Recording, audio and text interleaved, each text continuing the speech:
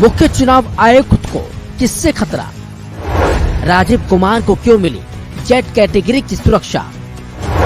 गृह मंत्रालय ने अचानक क्यों लिया ये फैसला?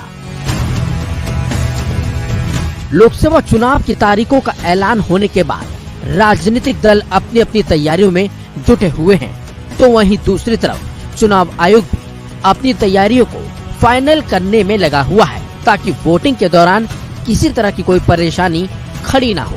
लेकिन इसी बीच अचानक मुख्य चुनाव आयुक्त यानी कि राजीव कुमार की सुरक्षा बढ़ा दी गई है। ये फैसला रक्षा मंत्रालय की तरफ से अचानक लिया गया है। अब सवाल ये उठता है कि मुख्य चुनाव आयुक्त राजीव कुमार को किसी से खतरा है क्या, या कोई और वजह है? तो बता दें हम आपको, इंटेलिजेंस ब्यूरो की थ्रेट परसेप्शन रिपोर्ट के बाद गृह मंत्रालय ने मुख्य चुनाव आयुक्त राजीव कुमार को जेड कैटेगरी की सुरक्षा दी है।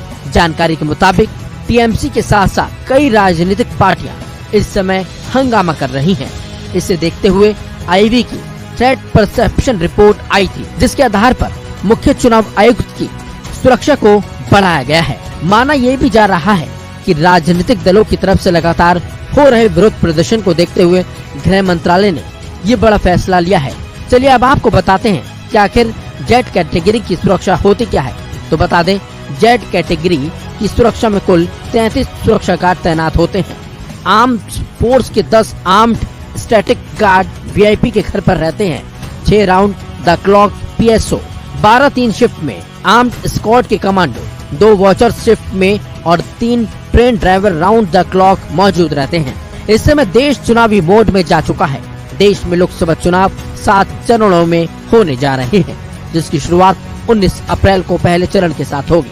वहीं दूसरा चरण 26 अप्रैल को, तीसरा चरण 7 मई को होगा, जबकि चौथा 13 मई को और 5वां 20 मई को, 6वां 25 मई और 7वां और अंतिम चरण 1 जून को होगा।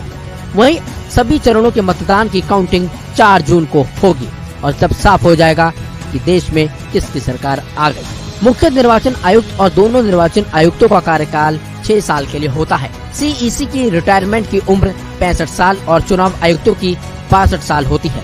चुनाव आयुक्त का पद और वेतनमान भारत के सर्वोच्च न्यायालय के न्यायाधीश के बराबर होता है। मुख्य चुनाव आयुक्त को संसद द्वारा महाभियोग के जरिए ही हटाया जा सकता है, या फिर वो खुद अपने पद से इस्तीफा दे सकता है। भारत के निर्वाचन आयुक्त के पास विधानसभा, लोकसभा, राज्यसभा, राष्ट्रपति और उपराष्ट्रपति चुनाव संपन्न कराने की भी जिम्मेदारी होती है और